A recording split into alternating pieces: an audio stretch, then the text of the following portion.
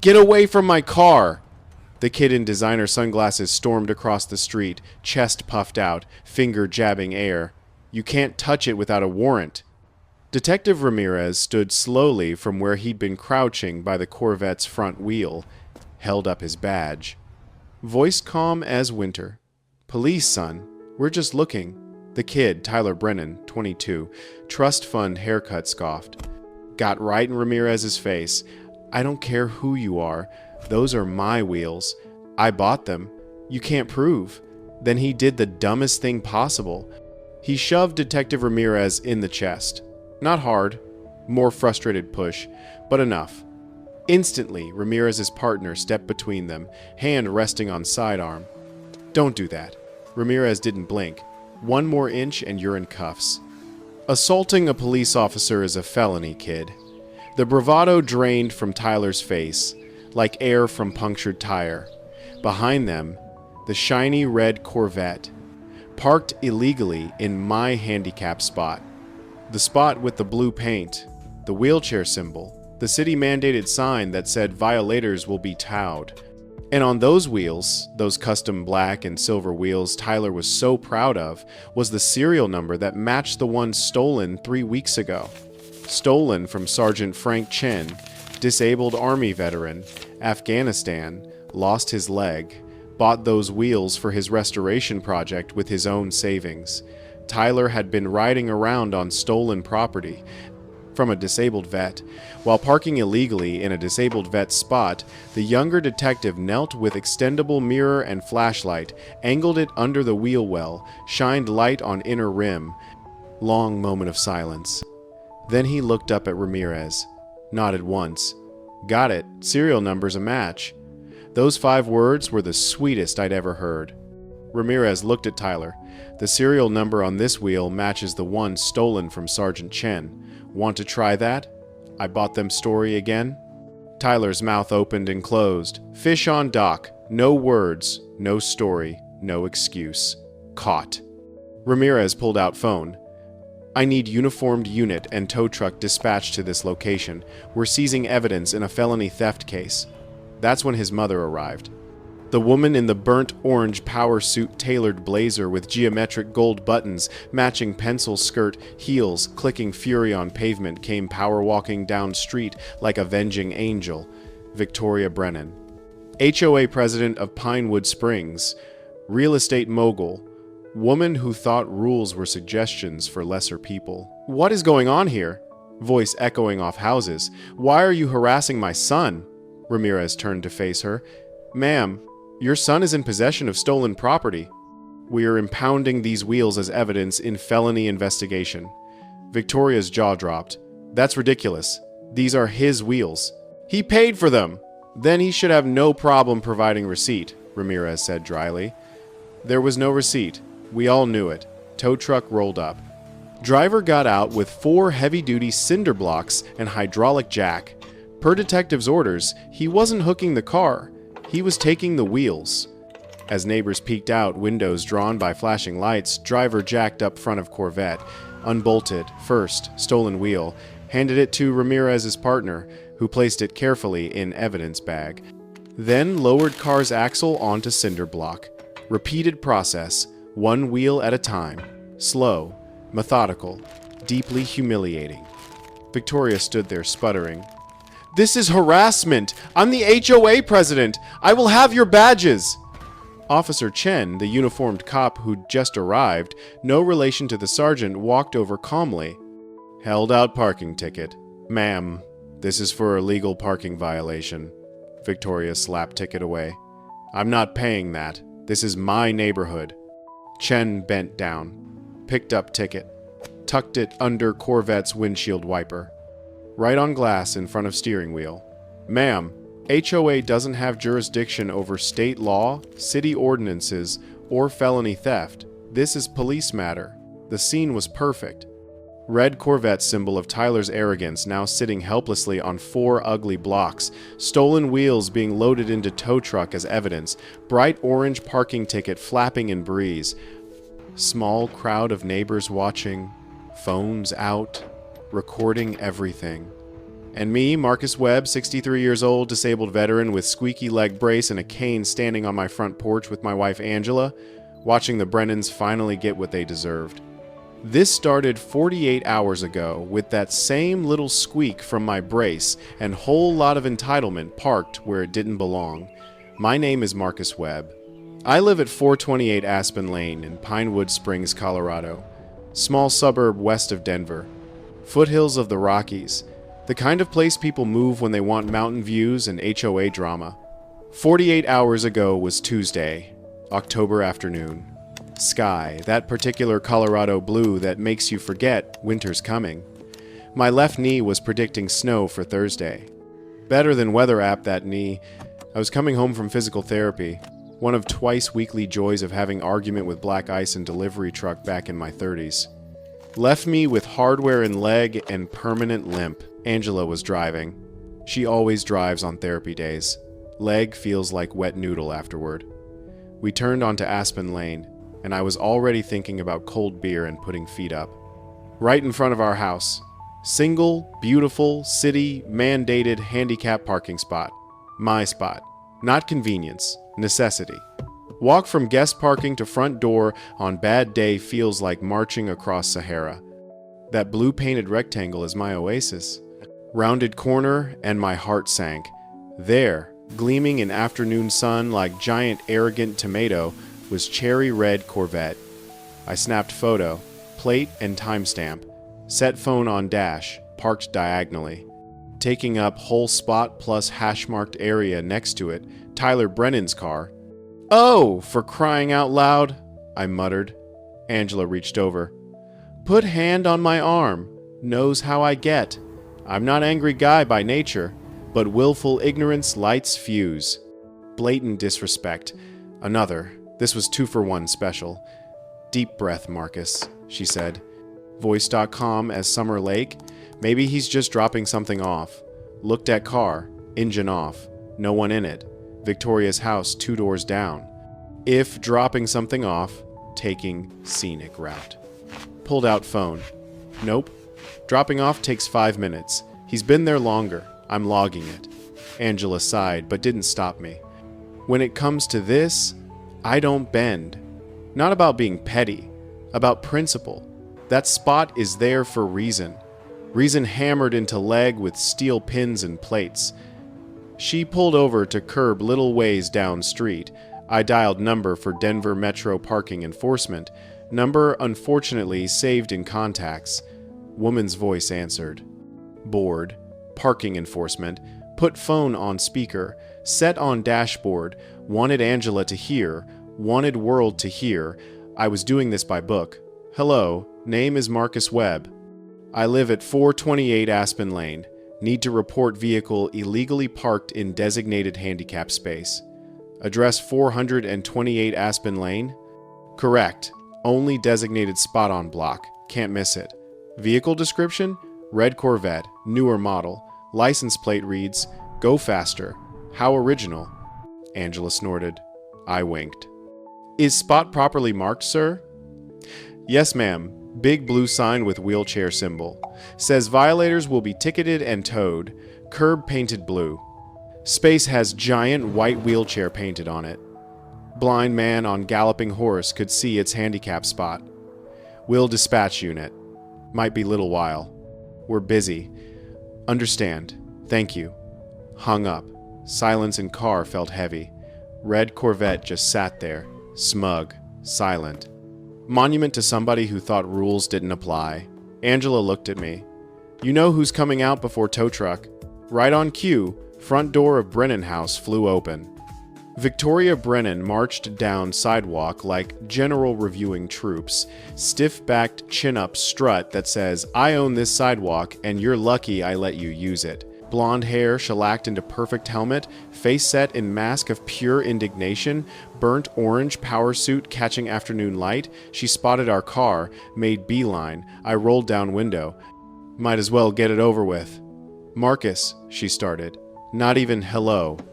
Voice dripping fake syrupy sweetness she uses when about to tell you prize-winning roses violate some obscure bylaw she just invented. What is all this? I looked at her, pointed thumb toward Corvette. This? This is red car, Victoria. Parked in handicap spot illegally. She waved dismissive hand, gesture perfected over years of HOA meetings.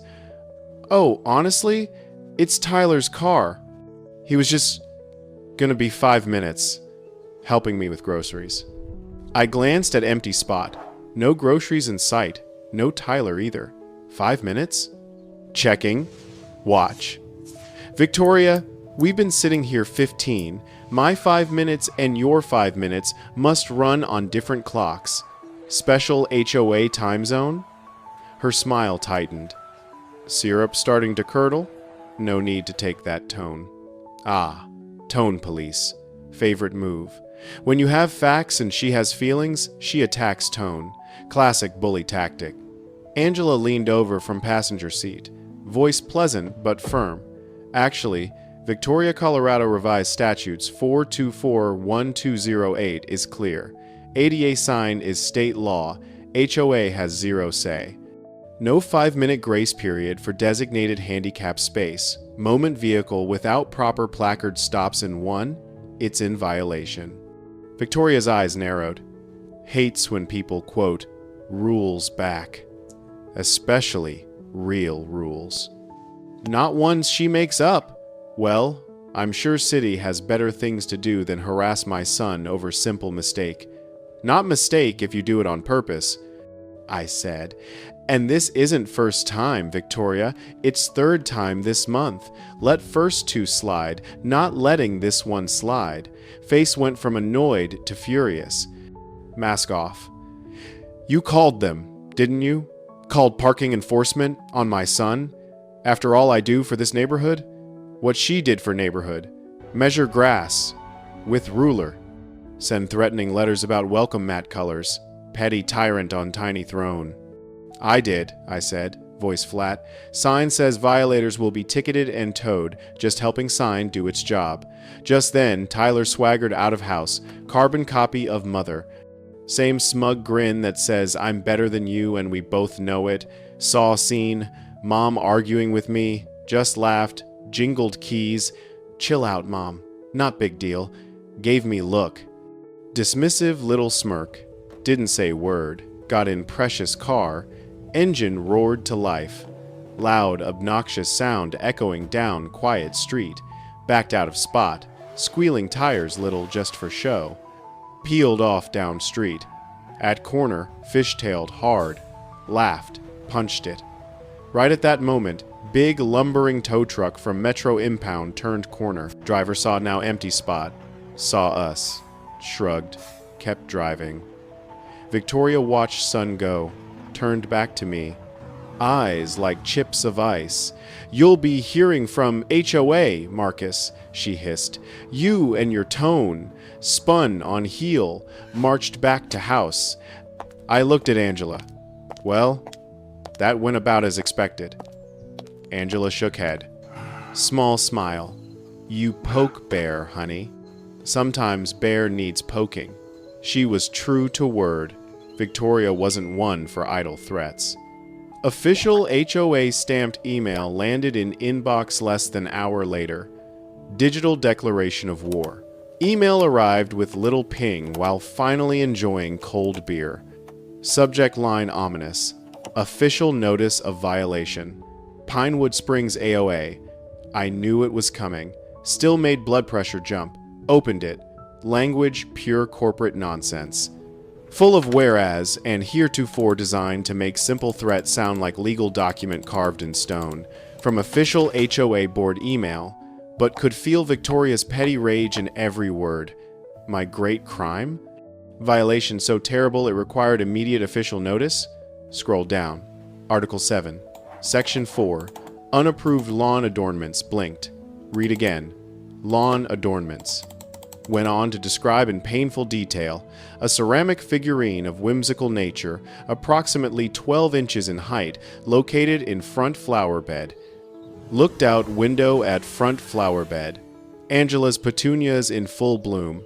Right in middle, wearing pointy red hat and holding tiny fishing pole. Norman. Garden gnome. Norman. She was citing me for garden gnome. Gnome Angela bought at craft fair 2 years ago. Gnome who'd sat in exact spot bothering no one for 24 months. Angela! I called. You're not going to believe this. She came over. Read email over shoulder. Silent for moment. Norman. She's coming after Norman. That monster. Had to laugh. So ridiculous. So transparently vindictive. Almost funny. Almost. But knew how this worked. First, warning. Then, fines. Victoria loved levying fines. Favorite part of job. She'd try fining us into submission. But, messing with wrong guy, I don't get mad. I get organized. Told Angela.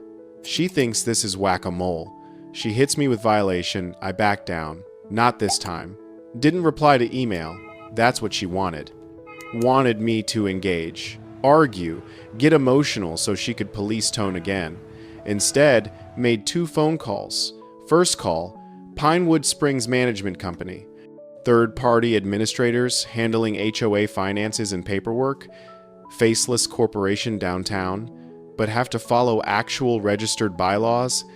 Not Victoria's whims. Got nice woman named Brenda on phone. Explained situation calmly. Brenda, I received violation notice for garden gnome. Could you tell me where in official filed bylaws I can find rule against them? I've read Article 7. It pertains to fences and sheds, nothing smaller than doghouse. Brenda put me on hold. Could hear typing. Came back few minutes later. You're right, Mr. Webb. Article 7, Section 4 is about unapproved structural additions. Can't find mention of decorative figurines or gnomes in bylaws at all. President can't just invent violation. I'll make note in your file this is invalid. Thank you, Brenda. Could you email confirmation for my records? She said she would. 1 down. Second call, Denver Metro Planning and Transportation. Asked about handicap sign in front of house. Question. Handicap spot on my street. Is that advisory sign put up by HOA or official city sign?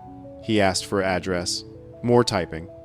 No, sir. That is 100% city-installed legally binding parking regulation. Installed per Americans with Disabilities Act. HOA has 0 jurisdiction. They can't authorize anyone to park there. They can't tell you not to call us if someone parked there illegally. That sign carries full weight of state and city law. That's what I thought. Thank you very much. Hung up. Smiled. Had it all. Victoria's bogus violation, null and void. Her claim about having say over parking spot, complete fantasy. Saved Brenda's email next to screenshot of Colorado statute Angela had quoted earlier, building file, nice neat folder of facts. On binder spine, Angela wrote in Sharpie, Victoria Brennan, receipts. Because had feeling this was just first shot in long, stupid war, had law on side, had facts on side. But that night, as darkness fell over Pinewood Springs, Tyler Brennan decided he was only law that mattered. Party started around 9 p.m. Wasn't quiet get-together. Full-blown assault on senses. Heavy bass beats started throbbing through walls, shaking pictures in hallway. Looked out window. Brennan house, usually dark and quiet, lit up like casino. Cars I'd never seen lined both sides. Some halfway up on lawns. Open-air frat party in middle of quiet street. Angela trying to read book. Kept flinching every time bass hit. Should we call police about noise? Not yet, I said. Plan already forming. Let's give them little more rope. Went to front door. Doorbell camera has great wide-angle view of street. Made sure motion alerts on, recording quality set to high. Did same for security camera mounted on corner of garage. Covers, driveway, and good chunk of road in front of Brennan house. I was going to be official historian of this little shindig. Next few hours, front row seat to dumbest show on earth. Phone buzzed with motion alerts, each one gift-wrapped piece of evidence. Sat in armchair watching live feeds like movie. 10:30 p.m. Tyler and buddies stumbling out to Corvette. Parked in driveway for change. Got in. revved engine till screamed. Did short screeching burnout, left 10-foot strip of black rubber on pavement. Camera caught it all, clear as day. Saved clip, labeled it driveway destruction. 11:15 p.m.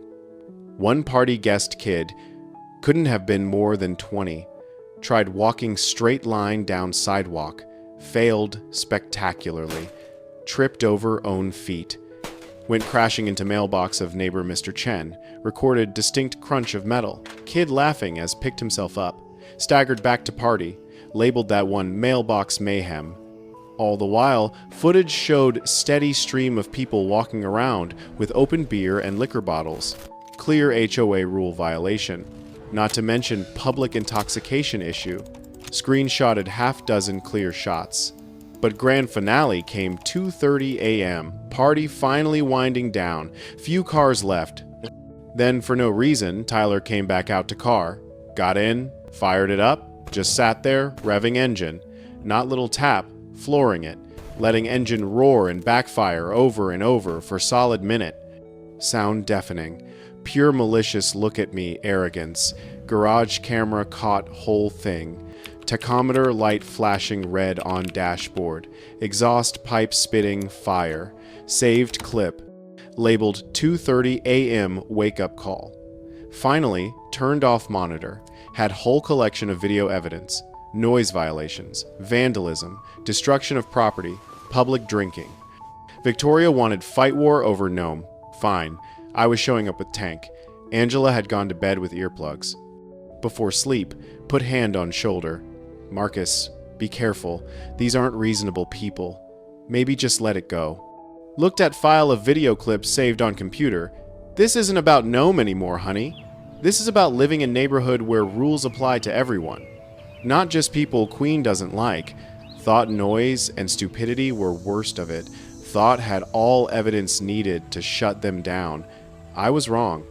Next morning, in bright, clear light of day, Tyler almost took most important thing in world from me, and this whole thing stopped being game. Next morning started quiet, street littered with aftermath. Red cups, cigarette butts, stray flip-flop, Brennan house silent, occupants sleeping off, night of chaos, air cool and crisp. I was sitting on front porch swing, fresh cup of coffee, trying to enjoy peace. Leg was stiff, price paid for sitting up late. Angela came out around 8. Dressed in walking clothes. Morning ritual. Brisk, 2-mile walk around neighborhood. Rain or shine. How she clears head. Morning, sleepyhead, she said, kissing cheek. Don't let them get to you today, okay? I'll try my best. We both knew lying. Already planning next move. Composing email to entire HOA board. Complete with video links. She smiled, gave shoulder squeeze, started down driveway. I watched her go. My wonderful, steady Angela. Rock in my life for 40 years. Calm to my storm. Logic to my stubbornness.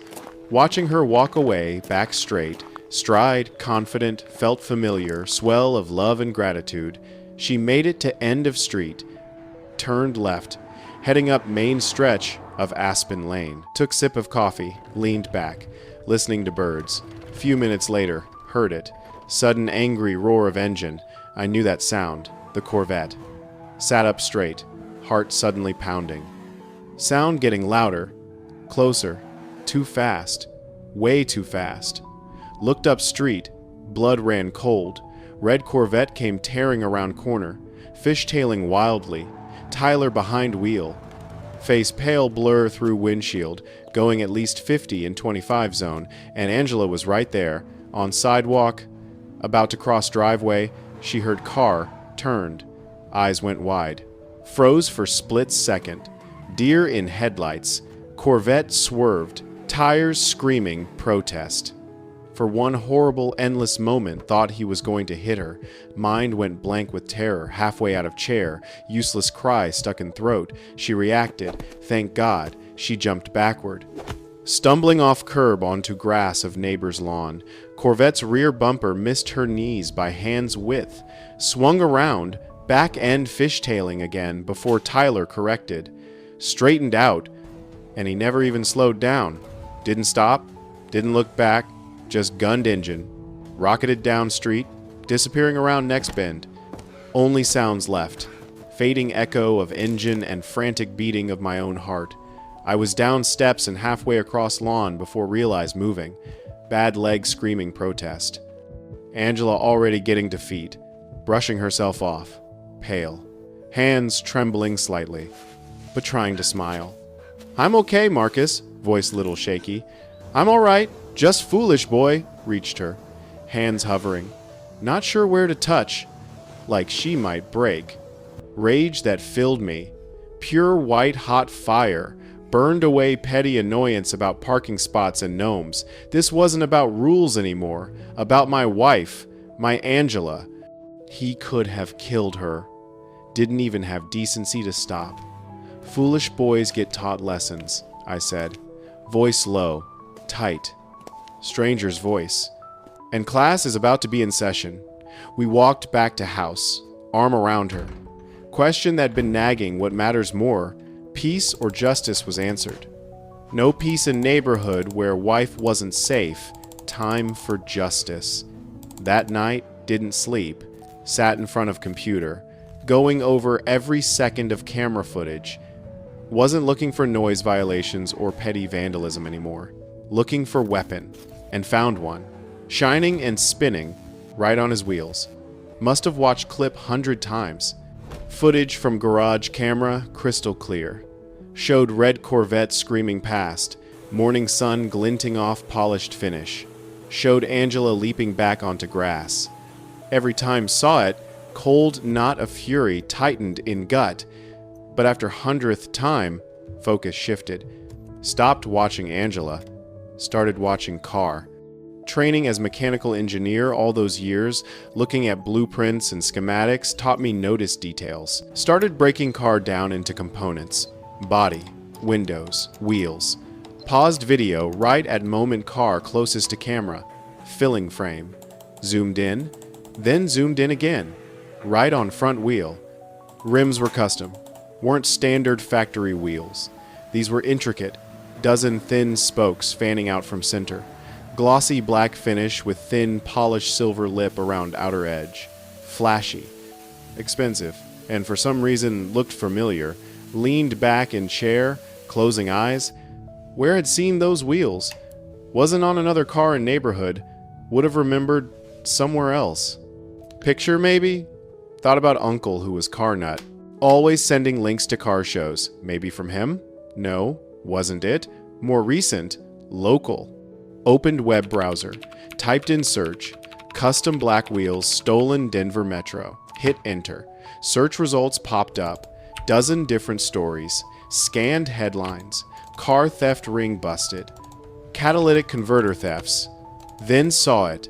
Headline read, "Local disabled veterans custom wheels. Stolen and brazen garage theft." Article from Denver Post. Dated 3 weeks prior.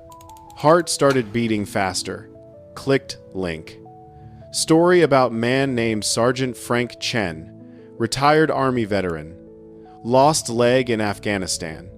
Been restoring classic muscle car. Project to keep hands and mind busy. Someone broke into locked garage overnight. Stole 4 custom wheels and tires he'd just bought for car. Pride and joy. Right there in middle of article photo. One Frank Chen had taken of wheel right after bought it. Sitting on garage floor. Pulled photo up on one side of screen. My paused video footage on other. Breath caught in throat. It was them. No doubt. Same dozen thin spokes. Same glossy black finish. Same polished silver lip. Perfect, undeniable match. Read rest of article. Veteran heartbroken. Wheel-specific custom order, worth thousands. Police had no suspects. Article listed make and model of wheels. Did quick search for brand. High-end special order rims. Not something you pick up at local tire shop. This wasn't kid making stupid mistake. Felony theft. felt surge of cold, hard certainty. Tyler Brennan, boy who thought above law, who drove like maniac, who almost hit my wife, was riding around on stolen property. Property stolen from disabled vet. Sheer rotten entitlement made me sick. Printed news article. Took high-resolution screenshot from video showing wheel on Corvette with my house number visible in background. Proving location. Put 2 images side by side in document. Printed that too. This was weapon I'd been looking for. Bigger and better than imagined. Wasn't about HOA bylaws anymore. Wasn't about noise complaints or gnomes. This was real. This was crime. I had proof. Not just HOA proof. Real world call the detectives proof. And as picked up phone, looking at picture of smiling veteran and wheels he'd been so proud of, knew that's exactly what was going to do. Didn't call 911. Not emergency in progress. Required delicate touch. Called Denver Metro Police, non-emergency. Asked to be put through to Detective Division. Explained had information regarding Frank Chen theft case. Operator sounded surprised, but put me through, gruff voice answered. Detective Ramirez, recognized name. One of officers there at end, seen with Corvette on blocks. Fitting he'd be at beginning too. Introduced myself. Laid it out calmly, factually. Detective, name is Marcus Webb. I believe I've located wheels stolen from Sergeant Chen. Currently on red Corvette belonging to my neighbor. Pause on other end. Could picture him leaning back in squeaky chair, probably thinking I was crackpot neighbor with grudge. And how did you come by this information, Mr. Webb? Explained about security camera. Near miss with wife. How recognized wheels from news article. Told him had high-resolution images and video. Tone changed. Skepticism replaced by professional interest. Can you email those files? Gave me address. Sending right now. Added news link and timestamp still of wheel beside house number. No guesswork, just proof. Attached video clip. Side-by-side photo comparison. Link to news article. Hit send. Less than 5 minutes later, phone rang again. Ramirez. Mr. Webb, voice sharp now. Focused. This is good. Very good.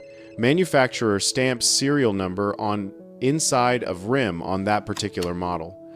If we can get, look at that, can make positive ID. Cars usually here in morning. I told him. Parks it on street. Sometimes in handicap spot in front of my house. Heard him chuckle. Dry, humorless sound. I bet he does.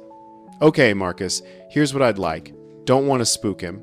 Can you call tomorrow morning soon as you see car? Absolutely.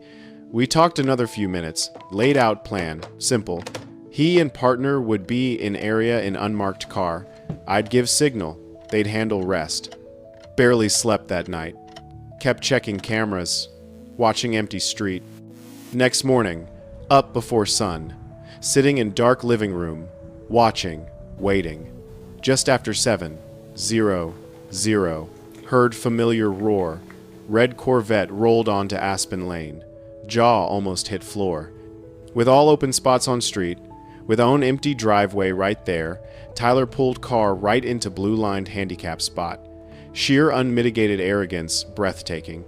Thought he was untouchable. Picked up phone. Sent simple text to Detective Ramirez. He's here, in the spot.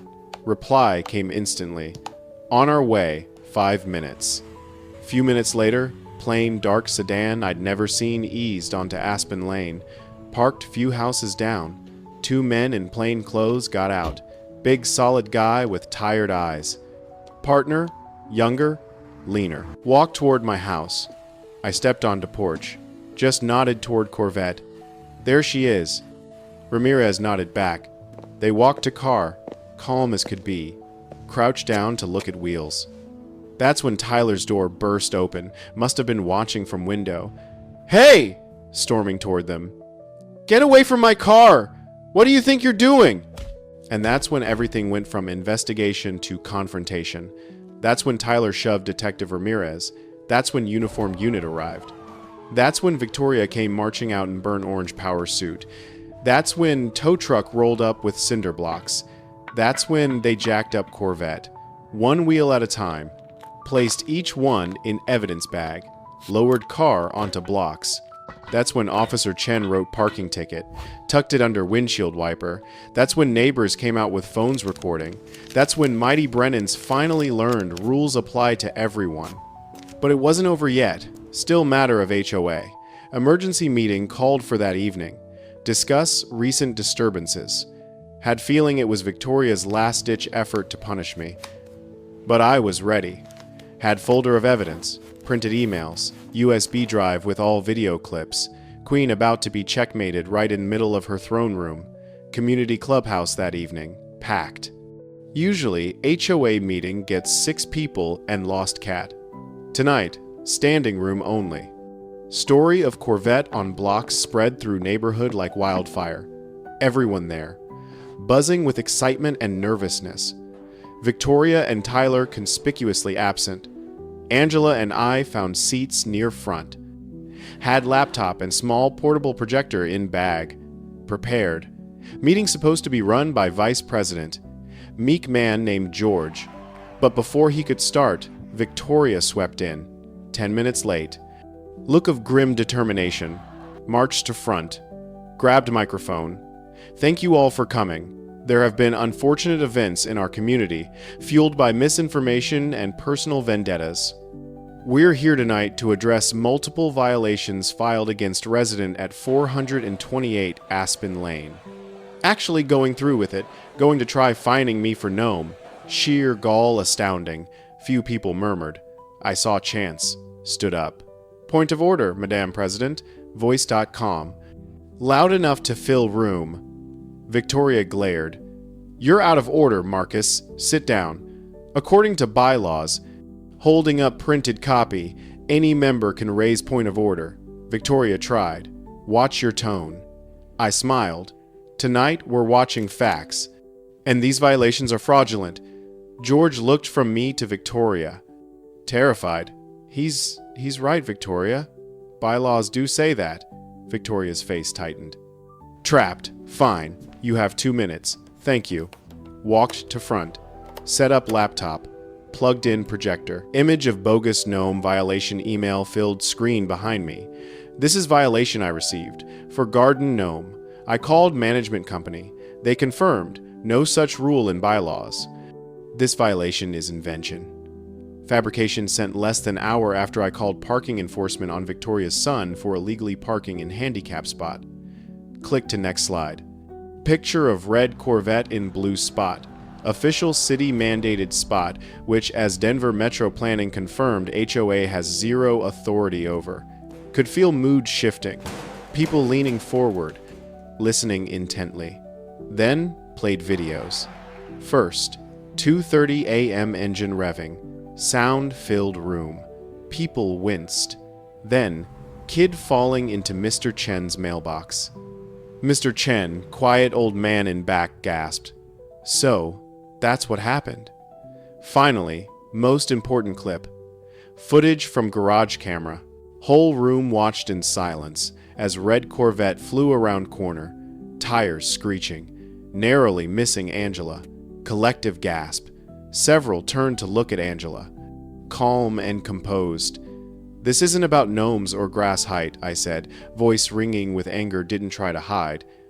This is about pattern of harassment, intimidation, and dangerous behavior. All sanctioned and protected by HOA president, because it's her son. She abused power.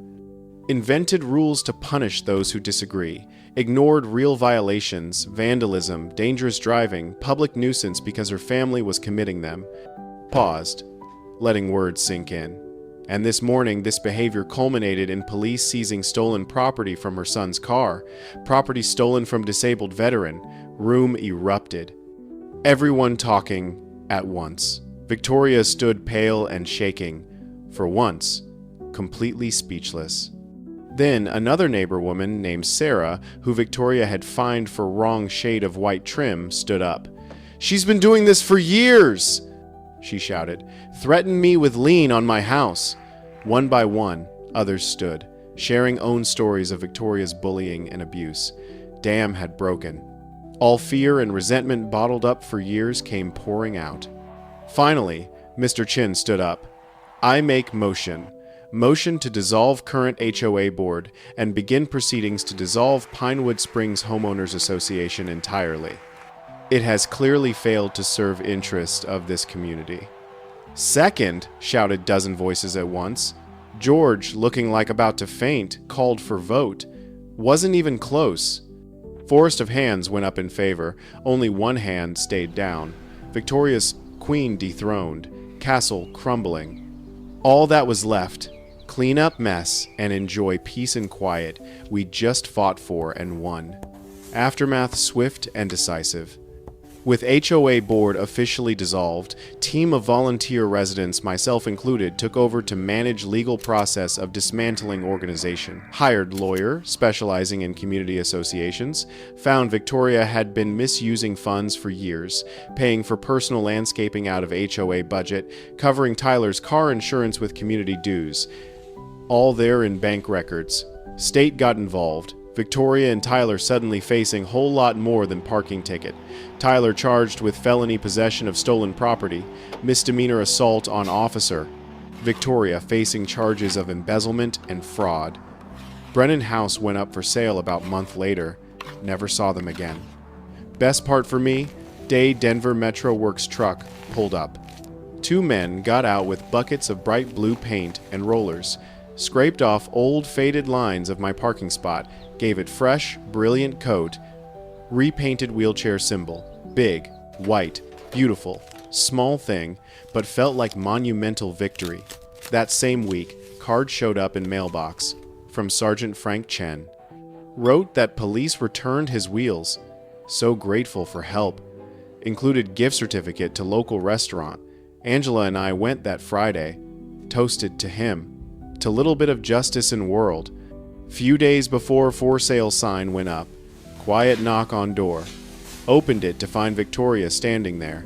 Wasn't wearing power suit. Simple tracksuit. Looked small. Defeated. Marcus, voice barely whisper. I just wanted to say I'm sorry. Looked at her. Saw a woman who'd threatened me. Belittled my wife. Enabled son's dangerous behavior. Made our lives miserable over petty imagined slights. Felt nothing. No pity, no anger, just vast emptiness. Thought about all things could say, could gloat, could lecture, could accept apology with meaningless phrase like, we all make mistakes. None felt right. Angela came and stood beside me, looked at Victoria, gave slight, polite, but firm nod of acknowledgement, looked back at me. I took cue. Didn't say word, just slowly, quietly closed door. Some things can't be fixed with apology. Some things just need to end. And so it ended. HOA gone. Replaced by simple voluntary neighborhood committee planning, annual block party and managing holiday decorations. Neighborhood quieter, friendlier. People started talking more. Fear gone. Few weeks later, beautiful sunny afternoon, Angela and I coming home from grocery store. Pulled car right into freshly painted blue spot. Felt good. Got out. Leg brace, giving familiar squeak as stepped onto pavement. Grabbed cane from back seat. Stood there moment. Just looking at little house. At Norman the gnome still standing proudly in flower bed. Angela came around car. Took my hand. Think it's finally over? Looked at empty driveway where red Corvette used to sit. Constant reminder of arrogance and entitlement. Now just empty patch of concrete. Silence was wonderful. Squeezed her hand. Grinned. For them it is. For us, I'm just getting warmed up. Nodded toward Gnome. You know, I think Norman needs little friend. Maybe fishing buddy. Angela laughed. Real happy laugh. Best sound in world. As we walked up to front door, I knew we were finally home. Not just in house, but in neighborhood where rules applied fairly. Where disabled veteran could park in his spot without fight. Where garden gnome could fish in peace. The burnt orange power suit was gone. Victoria was gone. Tyler's stolen wheels were back with rightful owner. What remained? Colorado foothills, learning to breathe again. Street full of neighbors who'd stood together and won. One very satisfied engineer who'd proven sometimes best defense isn't weapon. Sometimes it's documentation, organization, presentation with receipts.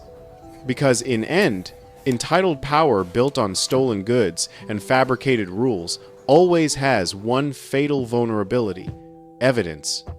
And when that evidence is played on projector for entire community to see, there's nowhere left to hide.